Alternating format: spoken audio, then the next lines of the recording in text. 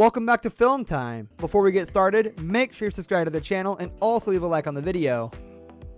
Season 7's Tiffany started her weight loss journey at 672 pounds, and despite losing 26 pounds until the second appointment with Dr. Now, she wasn't anywhere close to reaching her goal of 80 pounds.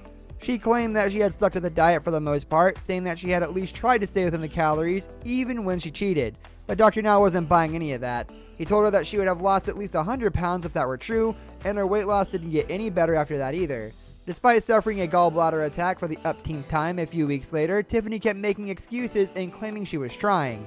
It wasn't until Dr. Now made it pretty clear that she was running out of time and needed to change her life. Now that Tiffany finally put her money where her mouth is, by the next appointment she had lost 72 pounds and was approved for weight loss surgery.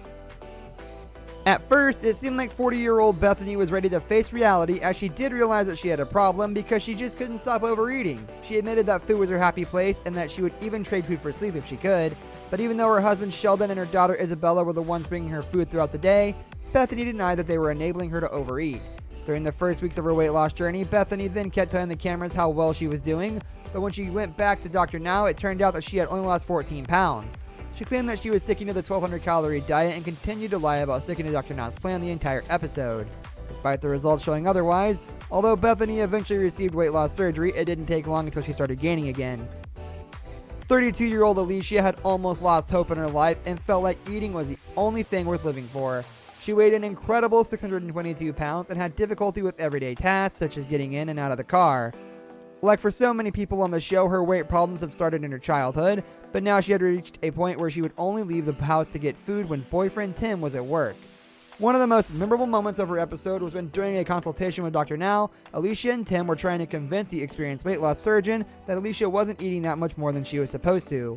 While he simply said that they were making excuses and not only lying to him but also to themselves, as so often he pointed out that there was no way that Alicia's weight wouldn't have gone down if she stuck to the diet, and that she was still most likely taking in a whopping 6,000 to 8,000 calories a day. Although Season 6's Janine Mueller ultimately became a success story, she was certainly one of Dr. Now's more challenging patients. At the beginning of the episode, the 53-year-old weighed a whopping 678 pounds and was eating junk food pretty much all day, every day. She would constantly argue with Dr. Now and lied to him about her eating habits and exercise.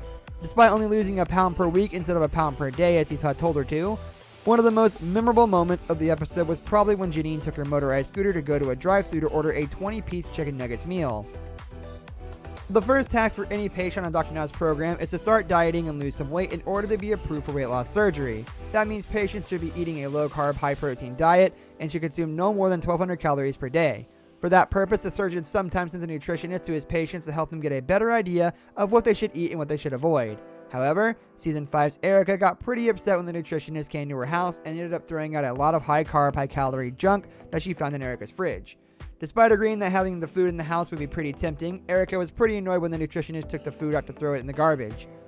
Feeling that the nutritionist was wasting so much food, Erica sulked, and instead of taking responsibility for cheating on her diet, she said that this has been a waste of time since she could simply reorder all the junk food and there was nothing the nutritionist could do about it.